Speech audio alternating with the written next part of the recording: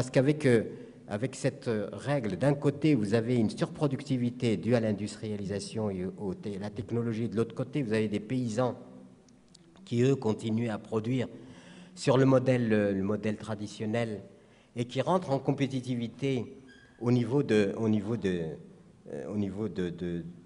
le terme des échanges planétaires, c'est-à-dire de la tarification des produits de la matière première.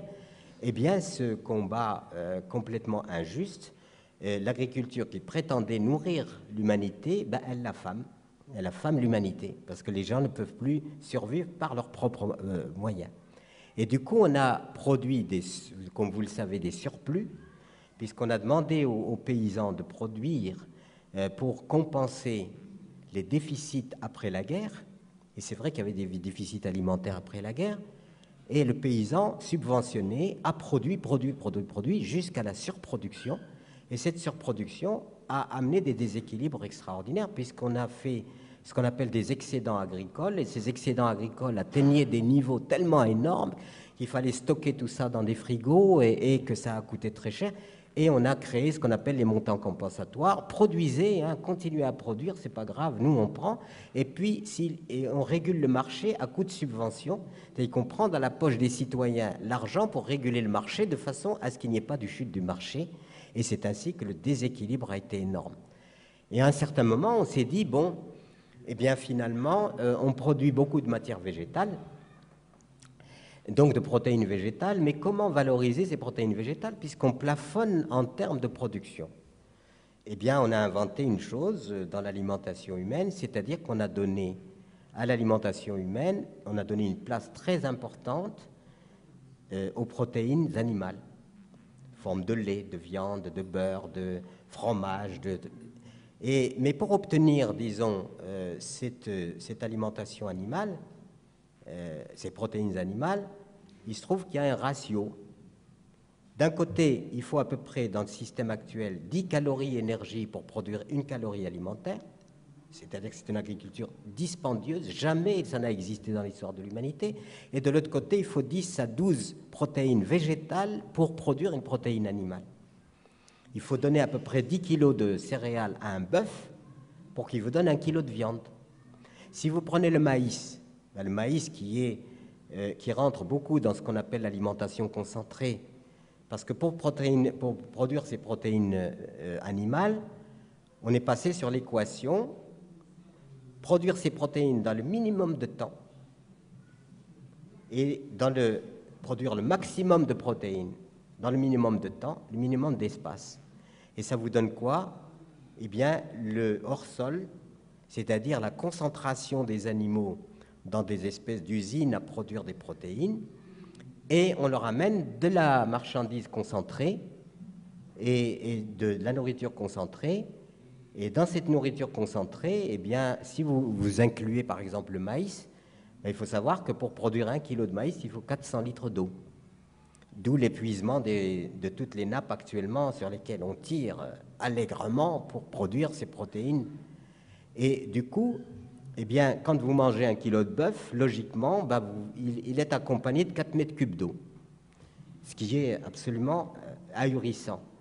Et pour garder cette alimentation, eh bien, on est obligé pratiquement de mettre la moitié de la superficie de la France, par exemple, est destinée à produire de la protéine végétale pour donner aux animaux, pour pouvoir obtenir les protéines animales. Et tout ça, évidemment, dans quelque chose qui est tellement mal fait, tellement frelaté, tellement simplement inspiré par le profit à tout prix, que l'alimentation est devenue toxique. Et bientôt, quand on se mettra à table, plutôt que de se souhaiter bon appétit, il faudra se souhaiter bonne chance, parce qu'alors on ne sait vraiment pas ce qu'on va mettre dans ces boyaux. Et du coup, on ne sait plus ce qu'on donne à ses enfants. La nourriture est devenue anonyme, on ne sait pas d'où elle vient. Elle n'a pas de traçabilité, comme on dit. Tout d'un coup, vous avez une cuisse de poulet qui tombe dans votre assiette, et vous ne savez pas d'où vient le poulet. C'est miraculeux, ça vient d'on ne sait où. Donc il y a une virtualisation, en quelque sorte, même de l'alimentation, elle est virtuelle, parce qu'on a en plus appliqué du hors-sol à l'humain, et que les humains sont concentrés dans les villes. Et que cette concentration dans les villes fait que finalement, on est de plus en plus éloigné des sources de notre survie. D'où l'ignorance de la Terre, l'ignorance totale de la Terre. Je suis absolument ahuri de voir combien de scientifiques ignorent la Terre, combien les intellectuels, alors bien sûr, ils font des phrases, mais ils ignorent beaucoup de choses. Vous avez, tout le monde, la population ignore cette chose fondamentale qui est la Terre qui nous nourrit. Et dans ce scénario, évidemment, de productivité, on aboutit aujourd'hui à une problématique extrêmement inquiétante, c'est-à-dire un avenir très, très inquiétant, puisque on constate que la terre qui nous nourrit représente à peu près 10% des continents émergés, c'est-à-dire la terre du laboureur, celle qui permet de... Et cette terre du laboureur est aujourd'hui subie une érosion accélérée par les modifications climatiques, sécheresse, les pluies violentes, etc. J'ai travaillé au Sahel et on faisait des mesures pédologiques, disons, de quelle quantité de terre s'en va chaque année par l'érosion. Ça fait peur. Ça fait peur, c'est qu'on retourne à la roche-mère, qui était la roche initiale qui avait donné naissance à la terre. Et donc la terre du paysan disparaît sur tous les continents. Vous prenez des terres très riches, que ce soit celles d'Ukraine, celles de l'Europe, il y avait aux États-Unis des terres absolument merveilleuses, c'est-à-dire des terres qui étaient d'une richesse incroyable, pourvues en humus, enfin, une véritable don du ciel, quelque chose, un cadeau du ciel extraordinaire. Eh bien, à force de les massacrer, de les traiter avec une mécanisation lourde, des engrais, etc., eh bien, le taux d'humus, on l'a fait dégringoler de 6%, qui était le taux que les paysans avaient su entretenir, eh bien, à moins de 1% maintenant dans certaines zones. Et cet humus qui est absolument vital est en train de disparaître. La biodiversité dont je vous parlais tout à l'heure, c'est-à-dire ce patrimoine accumulé depuis des millénaires et qui permettait finalement d'avoir cette biodiversité animale et végétale absolument prodigieuse, eh bien, il a disparu à 60% du potentiel qui a disparu. Le monde paysan, le paysan, il faudrait un jour quand même écrire, et j'espère le faire avant de quitter ce monde, c'est la problématique paysanne mondiale. Le paysan qui est le nourricier de tout le monde, moi j'aurais souhaité qu'il y ait une grève paysanne, une année. Une année, les paysans font grève, ils ne produisent plus. Et bien à ce moment-là, on verra où se trouve l'essentiel par rapport au superflu. Hein? Et vous verrez qu'une miche de pain, ça vaudra quand même 10 fois un bocal de cosmétiques de L'Oréal. Parce que nous sommes dans le délire total, c'est-à-dire cette terre qui nous alimente, qui est indispensable à notre survie, dès notre conception, elle est indispensable. Parce qu'il faut bien que notre mère nous couve en quelque sorte. Et cette terre qui est une terre-mère, on a l'impression que quand on dit terre-mère, c'est une sorte de métaphore. Pas du tout. Pas du tout. C'est vraiment la terre-mère. C'est-à-dire que c'est une sorte de matrice. Et quand vous mettez des graines dedans, vous mettez la graine comme un ovule dans une matrice. Et il va y avoir les conditions favorables ou défavorables. C'est pour ça qu'on attend les conditions favorables, d'humidité, de chaleur, etc. Et la terre va couver cette graine. Elle va la couver dans le sens vraiment réel du terme, littéral. Et cette couvaison va enclencher un processus de vie. Et moi, je suis tous les ans émerveillé au printemps comme ça. J'ai mon jardin et je médite et je m'émerveille de voir des petites graines de rien du tout que je vais mettre dans la terre et qui vont me donner un plant de tomates, et donner des kilos de tomates dans lesquels il y a des milliers de graines et ainsi de suite. Ce qui fait que il y a quelque chose d'absolument prodigieux, miraculeux et auquel nous ne sommes pas conscients. On peut dire que potentiellement, dans un grain de blé, il y a de quoi nourrir l'ensemble de l'humanité. Et on se dit, alors pourquoi est-ce qu'on n'arrive pas à nourrir l'ensemble de l'humanité puisqu'il y a ce potentiel extraordinaire de vie? Et ça, c'est par notre stupidité, c'est tout. Il n'y a que stupidité, c'est tout. Parce que la réalité, la vie donne et offre des potentialités, des pouvoirs absolument extraordinaires. Du coup, cette biodiversité est en train de disparaître. Le paysan, qui a été considéré comme le dernier des derniers partout, et surtout depuis l'ère industrielle, considéré comme le dernier des derniers, eh bien, évidemment, il est en train de disparaître, remplacé par des industriels de la terre qui, eux, ne considèrent pas la terre dans la symbolique de la vie et de la survie. Ils considèrent la terre simplement comme un élément pour produire de l'argent. Produire de l'argent, et on produit de l'argent, on produit des substances que l'on donne, que l'on transmet à des industriels qui, eux, transforment. Et du coup, eh bien, ce qui se passe aujourd'hui, c'est qu'il y a une confiscation absolument extraordinaire. Et je vous en supplie, prenez-en conscience. On est en train de nous confisquer à la communauté humaine la possibilité de survivre par elle-même. On peut plaisanter sur tout, sauf sur l'alimentation. Parce que pourquoi l'alimentation? C'est un bien commun indispensable à la vie. Je vois des enfants dans la salle, eh bien, ces enfants, ils vont dépendre, ils dépendent déjà, et ils dépendront toujours de la nourriture que leur fournira cette terre. Eh bien, cette terre, aujourd'hui, elle est en train de disparaître, bitumée, bétonnée, malmenée de mille manières, et du coup, cette potentialité productive est en train de se restreindre. Donc, ça pose une problématique absolument fondamentale sur la survie. Alors, on a remplacé, si vous voulez, la régulation de l'alimentation par les transports. Alors, on transporte de partout, et du coup, vous allez acheter un aliment qui aura fait le tour de la planète, alors qu'il peut être produit localement. Je ne sais pas si vous connaissez cette histoire vraie du camion de tomates qui quitte l'Espagne pour livrer en Hollande. Un autre camion de tomates, c'est dans les années 80, quitte la Hollande pour livrer en Espagne, et ils se sont percutés dans la vallée de l'Huron. Et vous avez comme ça les tomates hollando-espagnoles qui ont pu faire connaissance en train. Et ça, c'est la caricature, c'est de l'absurdité, si vous voulez. Cette caricature-là devrait déjà nous alerter sur le mode de régulation de la nourriture, qui ne doit pas voyager. Il ne doit voyager que ce qui est nécessaire à l'échange par rapport à la rareté. Mais tout ce que nous pouvons produire localement doit être produit localement. Et d'abord, et si nous produisions localement, vous verriez la facture pétrolière disparaître, baisser, vous verriez la pollution, l'encombrement des routes, etc. Et ça n'est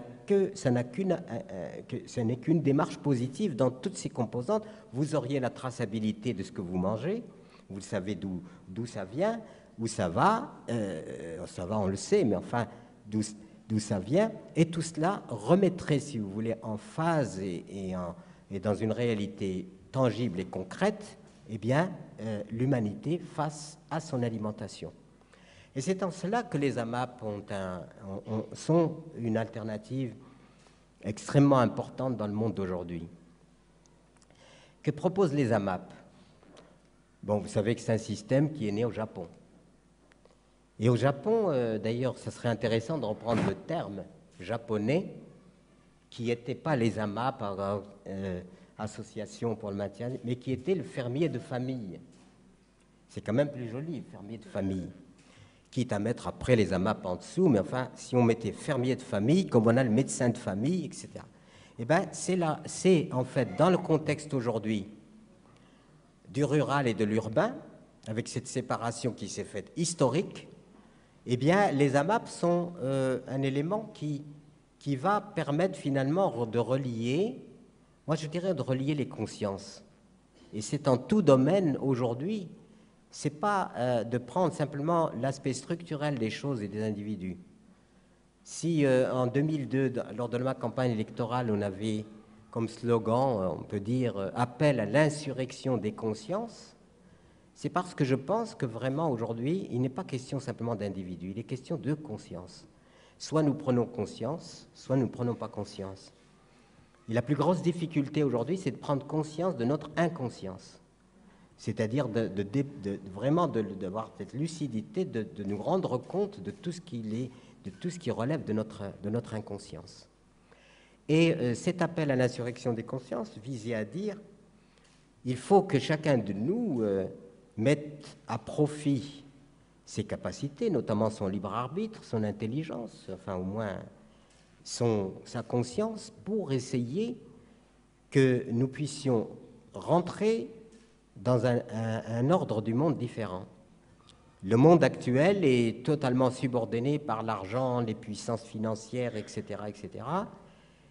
Et j'ai toujours dit, j'ai des amis altermondialistes, etc., qui luttent contre les multinationales, etc. Je leur ai dit, mais la seule façon de faire disparaître les multinationales, c'est de s'organiser pour ne pas en avoir besoin.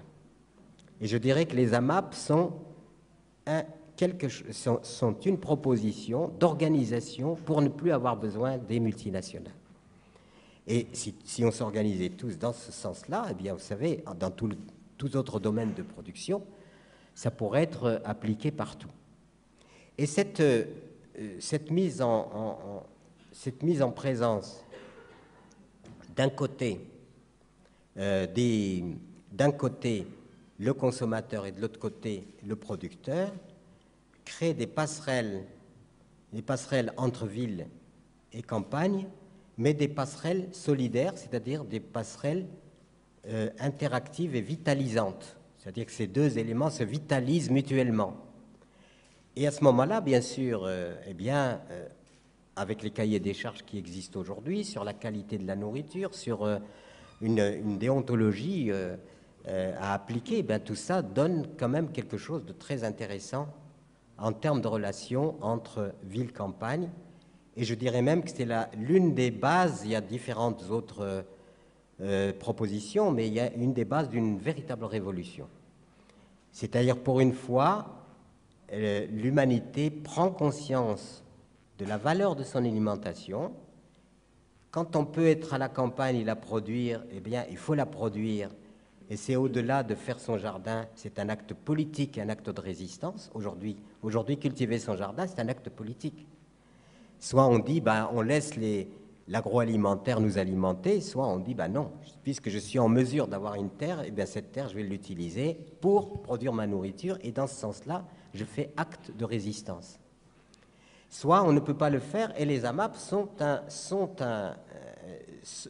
une organisation compensatoire très très intéressante, où finalement je suis prisonnier, enfin je vis en ville, je ne peux pas produire ma nourriture, quelqu'un peut me la produire, ça crée du lien social, ça réorganise les gens entre eux, le groupe familial qui va se regrouper vont faire connaissance, et je dirais que comme pour les sels, comme pour beaucoup de choses, comme pour les oasis en tout lieu que j'ai proposé il y a une dizaine d'années, l'objectif, c'est le premier élément de la révolution aujourd'hui, c'est bien entendu, si vous me demandiez, je vais rentrer chez moi et qu'est-ce que je vais faire pour changer le monde, ma première réponse, ça serait de vous dire, réconciliez-vous entre vous, essayez de dissiper tous les malentendus, essayez de construire une humanité, c'est-à-dire une conscience reliée, sans les conflits stupides, sans les antagonismes stupides. Eh bien, ça, c'est le premier pas que peut faire l'humanité pour son évolution. Mais cela se fait évidemment par le travail que chacun de nous fait sur soi-même. Comment débusquer tout ce qui nous conditionne. Pourquoi nous sommes conditionnés? Pourquoi il y a tant de peur? Pourquoi nous voulons ceci, nous voulons cela? Pourquoi il y a tant de conflits, d'antagonismes pour tout? Aujourd'hui, on dirait que nous sommes venus à la vie pour être contre quelque chose. Voilà. Pour se battre. C'est comme si la Terre, la planète, c'était un champ de bataille permanent. Bien sûr, il y a les violences militaires, il y a les violences économiques. Aujourd'hui, tout est violence et du coup, il n'y a pas d'évolution possible si on ne sort pas de cette violence pour construire autre chose. Et une fois qu'on a, avec tout le respect que je dois, bien sûr, il y avait une phrase qui m'avait frappé de Nietzsche, qui disait à des chrétiens, à certains chrétiens, évidemment il ne s'agit pas de l'ensemble des chrétiens, il s'agit de certains chrétiens qui ne faisaient pas témoignage réellement de leur christianisme, si vous voulez, et il leur disait, il faut que vous ayez l'air un peu plus sauvé pour qu'on croie à votre sauveur. Et donc aujourd'hui, il faut vraiment que nous soyons nous-mêmes les témoins de ce que nous ressentons et les témoins dans notre vie personnelle de ce qu'il est nécessaire de faire pour que le monde change. Et le monde ne changera pas. On peut parfaitement avoir un enfer écologique. Ça peut être une dictature écologique. Tout est possible dès lors qu'il n'y a pas un changement vraiment intérieur des individus. Ça, c'est le premier maillon sans lequel vous pourrez faire toutes les AMAP que vous voudrez, les structures que vous voudrez, et tout ça sera remis en question parce que nous n'avons pas changé et que nous détériorons tout ce que nous essayons de faire. Alors par ailleurs, bien sûr, structurellement, c'est merveilleux puisque ça procède d'une approche économique et d'une alternative qui est au cœur qui est comme une des grandes solutions de l'incohérence du système d'aujourd'hui. Nous avons besoin, et la société civile fait beaucoup de travail. Elle est un laboratoire d'expérimentation d'intérêt général, et je dirais qu'il y a énormément d'utopies. Les AMAP sont une utopie. Et l'utopie est positive, ce n'est pas la chimère. Vous savez que l'utopie est née il y a un certain